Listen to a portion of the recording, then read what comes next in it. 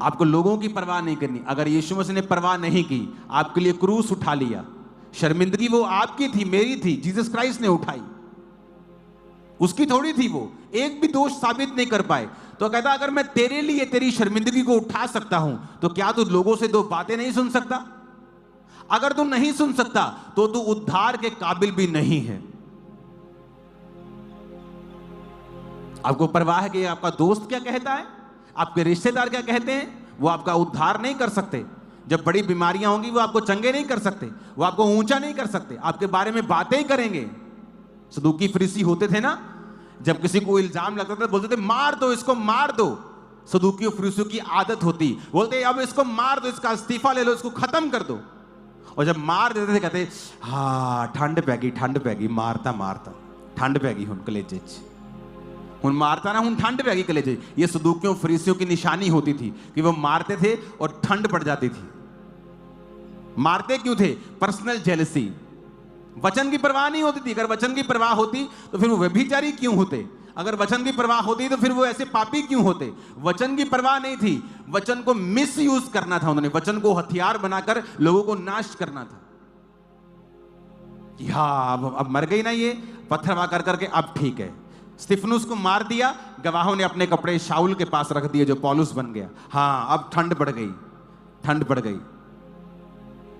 किसी को खत्म कर दिया ना, अब ठंड बढ़ गई, हाँ अब शांति हो गई दिल में। ये एक दुष्ट आत्मा ग्रसित व्यक्तियों की निशानी है। ये सदूकियों और फरीसियों की निशानी है। ये परमेश्वर के लोगों की निशानी कतई नहीं है, बिल्कुल नहीं है, 100% नहीं है। उनमें खुदा का आत्मा होता तो ऐसा ना करते।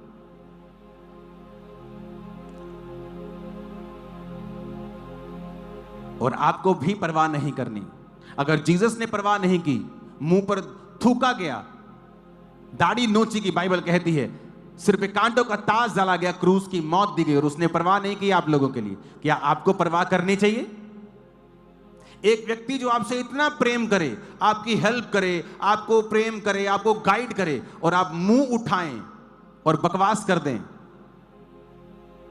या आप उससे प्रेम ना करें वापसी में, तो क्या वो व्यक्ति फिर आपको कभी मुंह लगाएगा? जीसस ने कहा जो कोई विश्वास न करेगा वो दोषी ठहराया जाएगा, क्योंकि उसने मनुष्य के पुत्र के ऊपर विश्वास नहीं किया। जिसने तुम्हारे लिए जान दी, तुम्हारे लिए कोड़े खाए, तुम्हारे लिए सब कुछ किया, तुमने उसके ऊपर विश्वास नहीं किया। इसलिए परमेश्वर ने कहा जो विश्वास करेगा और बपतिस्मा लेगा उसका उद्धार होगा। आप विश्वास करते हैं, बपतिस्मा ले तो आपका उद्धार होगा। आमीन। तो आपको एक वचन समझना है कि मुझे अपनी लाइफ में प्रथम स्थान परमेश्वर के वचन को देना है। अपनी लाइफ का स्टैंडर्ड बनाना है परमेश्वर का वचन। किसी भी तरह से, किसी भी रीति से मुझे वचन को तोड़ना नहीं है, और वचन को अपनी लाइफ में कंप्लीट करना है, रखना है, क्योंकि मेरे परमेश्वर ने सारा कुछ मेरे लिए सहा है। मैं उसके साथ गद्दार नहीं हो सकता, मैं उसके साथ बेवफाई नहीं कर सकता, क्योंकि जो मैं उसकी लाइफ में बोऊंगा मेरी लाइफ में मुझे काटने को मिलेगा।